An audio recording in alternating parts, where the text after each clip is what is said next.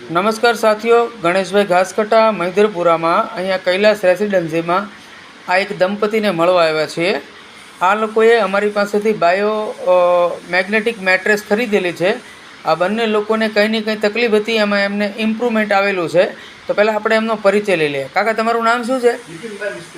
બિપિનભાઈ મિસ્ત્રી. અને બેન, તમારું નામ શું છે? સરલાબેન મિસ્ત્રી. બંને નિવૃત્ત છે. અચ્છા બિપિનભાઈ, તમને શું તકલીફ હતી પહેલાં? અચ્છા, ઊંઘ મસ્તી નહીં આવવા મળી? તો બિપિનભાઈને ઊંઘનો સખત પ્રોબ્લેમ હતો. ઊંઘમાં જબરજસ્ત આખી રાત જાગવું પડતું હતું. અત્યારે ફર્સ્ટ ક્લાસ ઊંઘ આવી જાય? ખૂબ સરસ. તો એમને ઊંઘમાં ફાયદો થયો છે. સરલાબેન, તમને? મને વર્ષોથી કાનનો પ્રોબ્લેમ હતો. હા, મારો જમણો કાન તો ટોટલી બંધ જ હતો, એમાં કોઈ ઇમ્પ્રુવમેન્ટ હતી જ નહીં. હા હા, મેટ્રેસ વાપર્યા પછી મારા કાનમાં ઇમ્પ્રુવમેન્ટ થઈ. કે મને બે કાને થોડું થોડું સંભળાવવા માંડ્યું. અને ખાસ કરીને આ વાદળ છવાયા વાતાવરણમાં તો મને જરાય નહોતું સંભળાતું. બિલકુલ નહોતું સંભળાતું.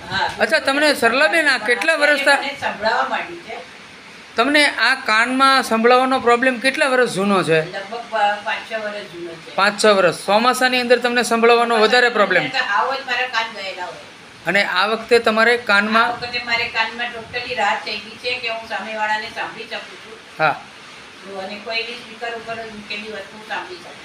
ખૂબ સરસ. તો આ બંને કપલ વૃદ્ધ છે અને ભાઈને ઊંઘનો પ્રોબ્લેમ હતો, એનું સોલ્યુશન થઈ ગયું. બેનને કાનમાં સંભળાવવાનો મોટો પ્રોબ્લેમ 5-1 વર્ષથી હતો, જે બેનને બંને કાનમાં સંભળાવવાનો ફાયદો થયો. તો આ છે મેગ્નેટિક મેટ્રેસનો પ્રભાવ. હું તમને બંને કપલને એવું પૂછું છું કે વડીલ, આ લોકોને મેટ્રેસ વસાવવા જેવી ખરી કે? બધાએ વસાવવા જેવી છે. Very good. ઓકે.